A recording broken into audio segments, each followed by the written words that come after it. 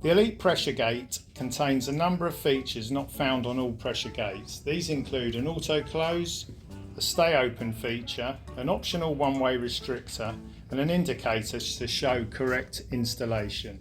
The Elite pressure gate comes in 3 colours, matte black, matte white and matte grey, and 2 heights. A standard height of 72.5 centimetres and an extra tall height of 96.8 centimetres. The standard gate fits 71 to 80 centimetres but can be extended up to 280 centimetres using optional extensions.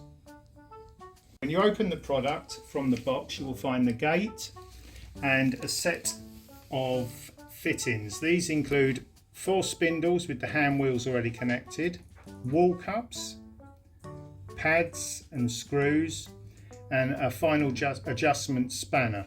Useful additional tools are a spirit level, a pen, a Phillips screwdriver and a pair of scissors, and the gate will come with a set of instructions. Following the instructions, the first thing we do is slot the 4 spindles into the 4 corners of the gate. These can go all the way in, 2 on each side.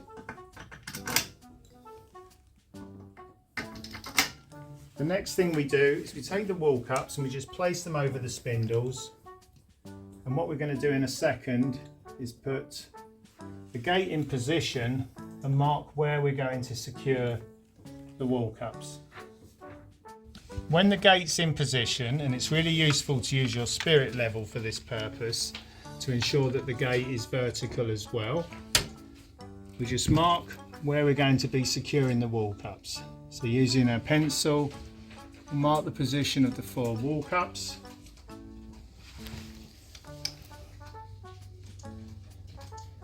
And then the next stage will be securing the wall cups into position.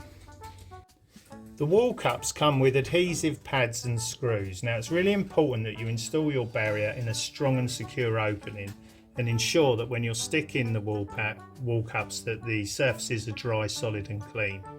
The way that we stick the wall cups is we take the adhesive pads and we remove the double-sided sticky tape on one side and place it onto the cup. Now what you do is, it's very good now at this stage just to make sure that it's fully secured, pressing it all around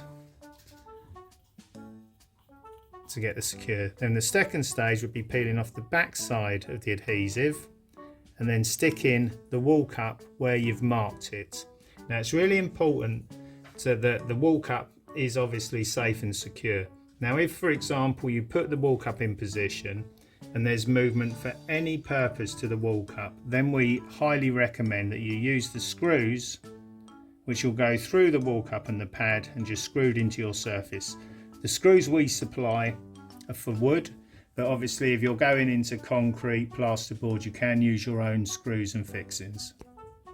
Once you've secured the 4 wall cups in position, you'll now be able to slot the gate into position again and just tighten up the spindles. Now what we're trying to achieve at this size, this time, is an equal distance on both sides. So we'll wind the hand wheels out to get an equal distance on both sides. And then what we're looking for, starting at the bottom, is getting the gate tight and in position.